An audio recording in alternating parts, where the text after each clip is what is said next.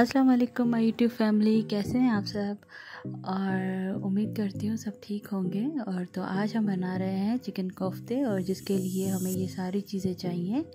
और सबसे पहले मैंने चिकन कीमा ले लिया, बहुत बारीक पिसा हुआ। फिर मैंने इसमें तकरीबन हाफ़ कप के करीब बेसन को मैंने पहले थोड़ा सा फ्राई कर लिया था, फिर वो ऐड कर दिया। और फिर मैंने इसमें ऐड कर दिया है नमक, और उसके बाद मैंने इसमें ऐड कर दिया ज़ीरा पाउडर, और उसके बाद मैंने इसमें ऐड कर दी है लाल मिर्ची, और अब मैंने इसमें ऐड कर दी है हल्दी, और उसके बाद मैंने इसमें ऐड कर दिया सूखा धनिया। और फिर मैंने तकरीबन 2 से 3 हरी मिर्चियाँ लेके उनको ग्राइंड कर लिया था, और उसका पेस्ट ऐड कर दिया है। और उसके बाद फिर मैंने इसमें ऐड कर दिया है तकरीबन 2 टेबल स्पून के करीब अदरक लहसुन, और फिर बारीक चॉप हुआ हरा धनिया, और फिर इसको कर दिया है मिक्स। और अब मैंने इसमें ऐड कर दिया है गरम मसाला 1 टीस्पून के करीब। तो फिर मैं इसको कर दूंगी मिक्स अच्छी तरह से, और फिर मैं इसको तकरीबन 5 से 10 मिनट के लिए ऐसे कवर करके रख दूंगी, ताकि ये आपस में मसाला अच्छी तरह से मिक्स हो जाए। हमारा स्टेप 2 है, इसमें मैंने ले लिया 8 से 10 बादाम, और फिर मैंने इसमें ऐड कर दिया कोकोनट पाउडर 1 टेबल स्पून। फिर मैंने इसमें ऐड कर दिया सफ़ेद तिल 1 टेबल स्पून, और फिर मैंने इसमें ऐड कर दी खसखस 1 टेबल स्पून, और तकरीबन 4 टेबल स्पून या इससे थोड़ा सा ज़्यादा पानी ऐड करके, और इसको हम बना लेंगे एक पेस्ट। ग्राइंड कर लेंगे अच्छे से और पेस्ट बना लेंगे। और जब हमारा अब स्टेप 3 जो है, इसमें हम क्या करेंगे, हाफ़ कप ऑयल लेंगे, और हम प्याज को बहुत बारीक सा चॉप कर लेंगे। तो फिर हम इसको करेंगे फ्राई, अच्छे से ब्राउन कर देंगे, इसको फ्राई करेंगे। हमें इसको ब्राउन होने तक पकाते ही रहना है, और स्पून चलाते ही रहें, ताकि ये प्याज जो है वो जल ना जाए और लाइट गोल्डन ब्राउन हो जाए।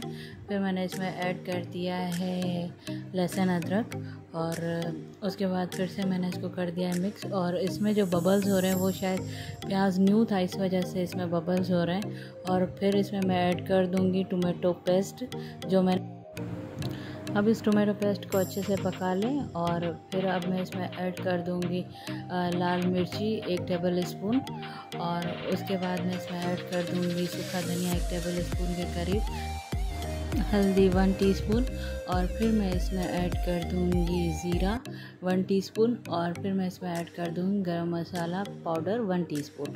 फिर मैं इसमें ऐड कर दूंगी नमक, या एज़ रिक्वायर्ड जितना आपको ज़रूरत हो उतना आप नमक यूज़ कर सकते हैं।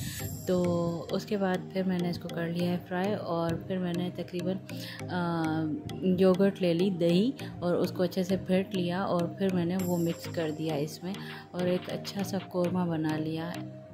फिर मैंने इसमें ऐड कर दिया जो बादाम वाला मिक्सचर था, जो मैंने पेस्ट बनाया था, वो मैंने इसमें ऐड करके और इसको कर दिया है मिक्स, और थोड़ा सा पानी ऐड कर दिया, ताकि ये सारे मसाले एक दूसरे में मिल जाएं और अच्छे से पक जाए। अब हम बना लेते हैं कोफ्ते, और हमारे कीमे को तकरीबन 10 मिनट से ज़्यादा गुजर चुका होगा।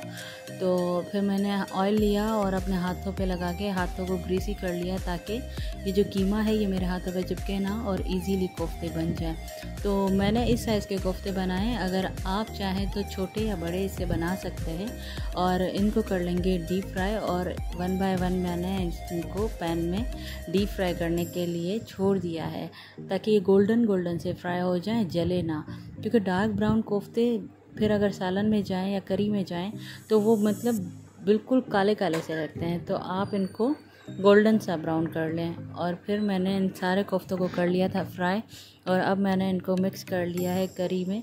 तो अब हम इनको तकरीबन 10 मिनट के लिए छोड़ देंगे पकने के लिए।